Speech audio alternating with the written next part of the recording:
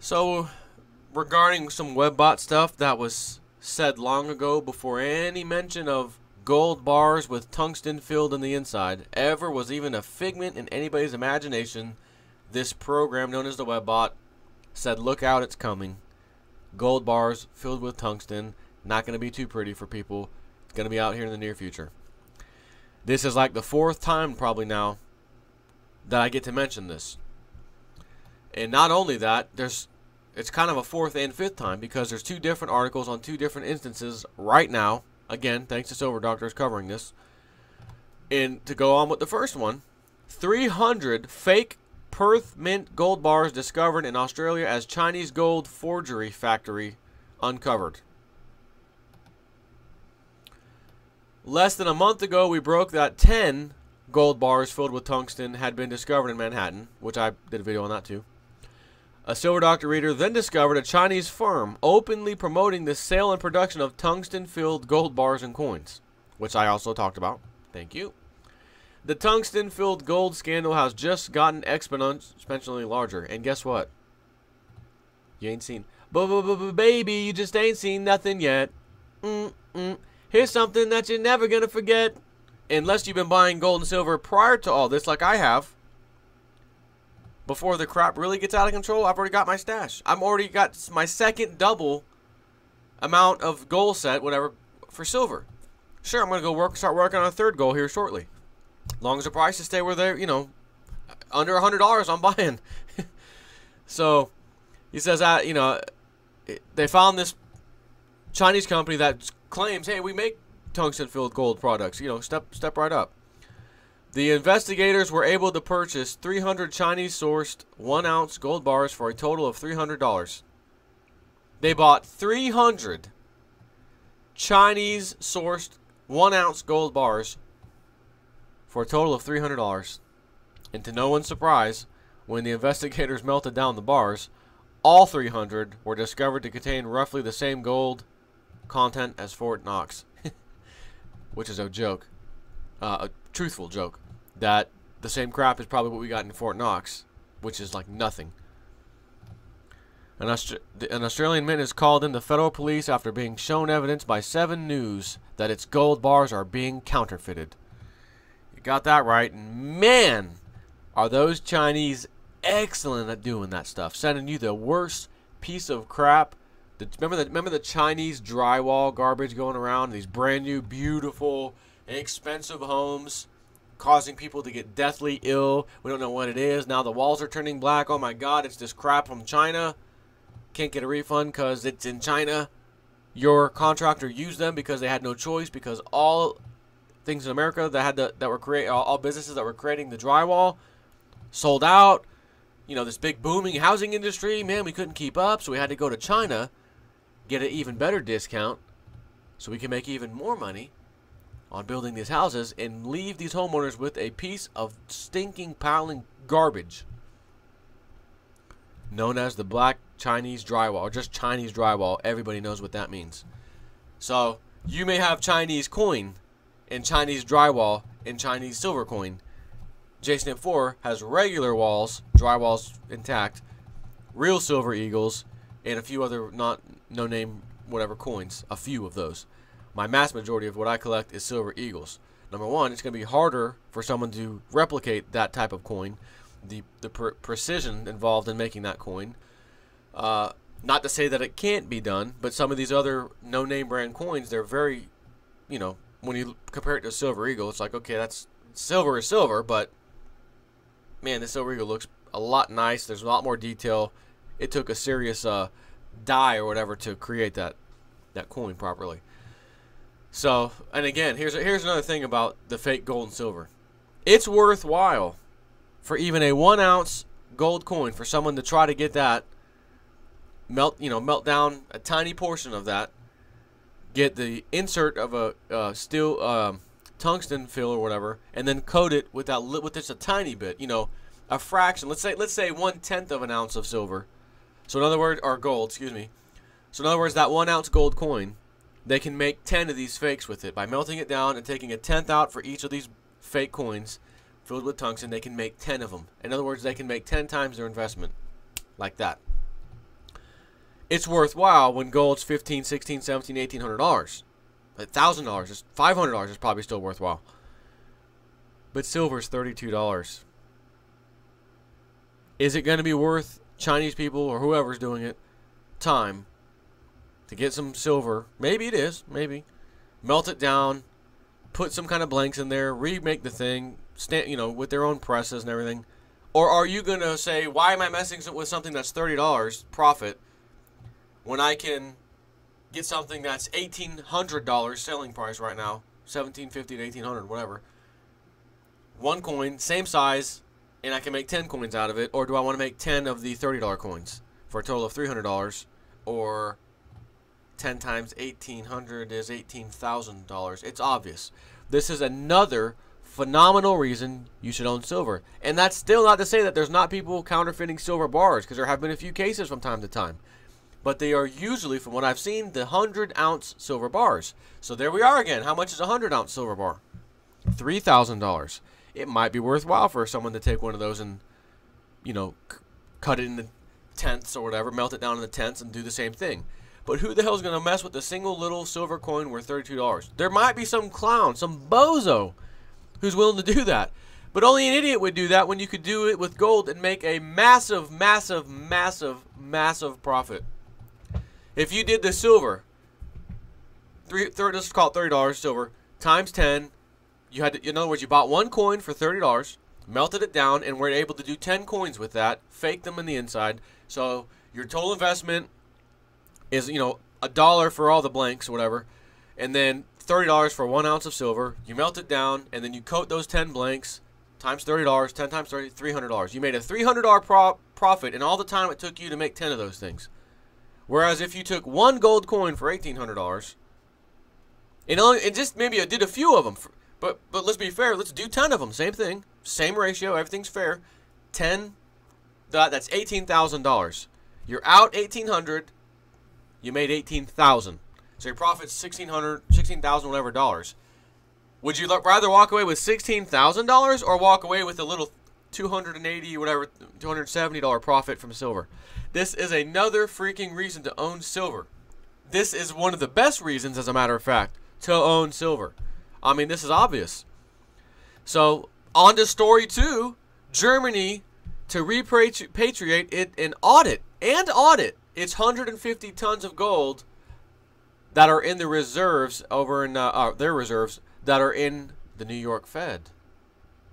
But here's what's interesting about this. Let me just read this to you real quick from Silver Doctors. In perhaps the biggest story in gold since Hugo Chavez sent shockwaves throughout the gold market in mid-2011 and propelled gold up $300 to a record $19.15 at the time, the German Federal Accountability Office has ruled that the Bundesbank must conduct an audit on German central bank gold holdings and, in anticipation, has begun the repatriation of German gold from the New York Fed. And here's the most ridiculous part, because, again, Germany is our pal. We have our guy, so to speak, running Germany, obviously, because their gold is in our Fed. Their central bank's gold is in our Fed. Mexico's central bank's gold is in our Fed. India's central bank gold is in our Fed. And some in London. That's how they work. So, that's the club, right? And the club says, well, we got to do this now. People are waking up. They've demanded an audit. By law, I guess, maybe we have to do it. So get this. This is the best part of this. Hugo Chavez said in the middle of 2011, we're getting our gold back. 100 and something tons total, or 92 tons from America and some other tonnage from London or something. We'll just call it around 100 tons. That was mid-2011. A few months later, he got it. I think it was by December, technically. So let's say 5 months or so, he got his gold. That was a long time, in my opinion, but he got it. And that was tiny time period compared to this. Ready? The Bundesbank will request that the New York Fed ship 50 tons of German gold back, not the 150 they need, 50 tons back to the motherland every year for the next 3 years. Not including this year. Starts next year, 2013. I'm assuming, I'm pretty sure that's what this is saying. 2013, 50 tons. Whole year goes by. 2014, another 50 tons. Whole year goes by. 2015, whole year goes by. Here's your last and final tonnage, 50 tons. It's going to take us 3 years to give them what should already be sitting in a vault on standby, stamped, approved, serial numbers, closed off. This is Germany's. This is our allies. Nah, we're going to wait 3 years. We're going to spread that. And it may not be us saying it, at least on the news wires and media. It's Germany's decision that we'll just take it 50 a year, 50 tons a year. So again, what is this telling us? If they want it in 3 years from now, if they want their gold in 3 freaking years from now, and they have to agree to 50 a year, whatever, for whatever reason, they have to agree to 50 tons a year starting next year sometime. Not to say that that's going to be January 1st. It could be the end of next year, for God's sakes. Who knows? That means they don't want to give up that gold. The New York Fed is desperately not wanting to give up any amount of gold, and if it has to give it up, it wants to squeak it out slowly and steady. Very slowly. Matter of fact, drip by drip, or drop by drop. However you want to say that. That is, again, making the case as to why you have got to be holding precious metals. The other thing is, can you imagine all these countries getting tungsten-filled bars, or some of them tungsten-filled bars? Because in part of this article says they're going to have to do some kind of audit and physically verify the gold.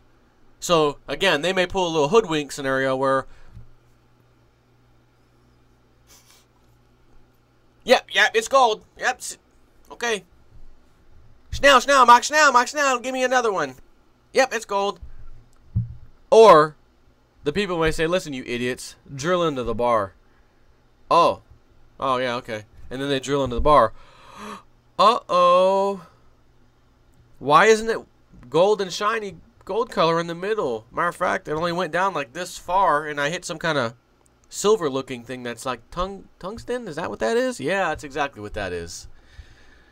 Ooh. What would that mean? That would mean that the amount of claimed gold we've thought this whole time, which again is paper gold, when they say there's all this gold out there, they're counting the paper contracts on Wall Street as part of that amount of gold that they claim that's out there in the world. And we have $1,700, $1,800 gold right now. So on top of the paper Ponzi scheme, which we all know they don't have the gold, it's just a piece of paper that claims there's some gold somewhere, and they've lent that out, 200 times to 1. That, in theory, means gold is undervalued 200 times of what it's at right now, technically speaking. So take that into consideration, and then on top of that, for a bonus with a cherry on top, you have people who are going to start drilling into the bars and finding that there's only a 1/10 or less than that, a fifth, whatever it ends up being, of the gold bar that they thought they had, and it's just a little outside skin, which means there's even less gold of real physical gold that they were counting as, well, that's a 400-ounce bar, and that's a whatever ounce bar, and that's a kilo for, kilo, whatever size bar, 10 kilo.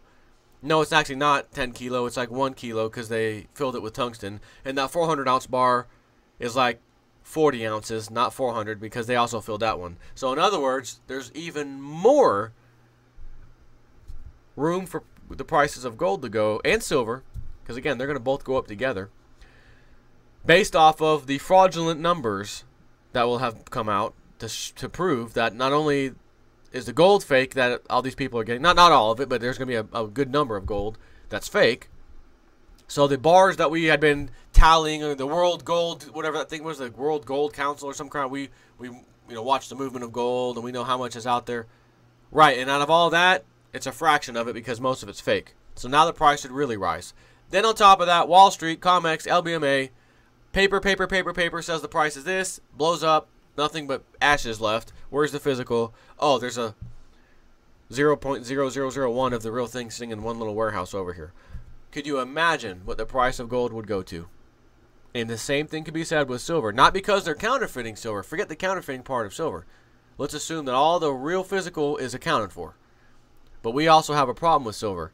There are more paper contracts per real thing of physical silver than there are gold. So in other words, if the gold paper market is, let's say, 100 to 1, 100 paper contracts to every one physical thing of it that it represents, that's an incredible, sick, disgusting ratio. Should make you sick when you even hear that. Silver is probably 300 or 200 and something, 300 to 1. So what the manipulation may do for gold as far as making fake bars, the paper market alone will do that for silver and then some. So all you hear right now, gold, silver, precious metals. This is the interim thing to have during economic problems. History proves it over and over again. This time's not going to be any different. Technology changes. It may happen slightly differently, but the same thing will basically happen. Those standing with gold and silver will be sitting pretty. And everyone talks time to time. What about confiscation? They confiscated in 1933, 34, whatever. They didn't technically confiscate it, because confiscating something means you just lose it and they take it and have a nice day. They gave people the, quote, fair market value at that time and demanded you turn it in, not of which a whole lot of people complied with, but enough people did.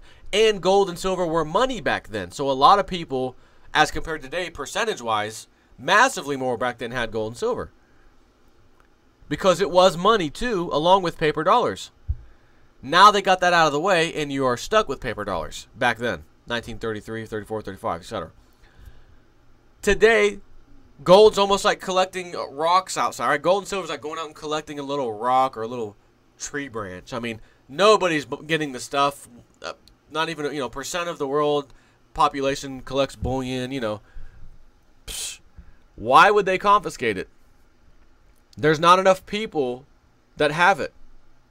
It's not like it's going to make some huge dent in the gold production or gold, not production, but the gold supply, when very few people have it anyways. Back in the day, a lot of people had it. That's why they did what they did. Get it out of their hands and force them to use this damn paper money.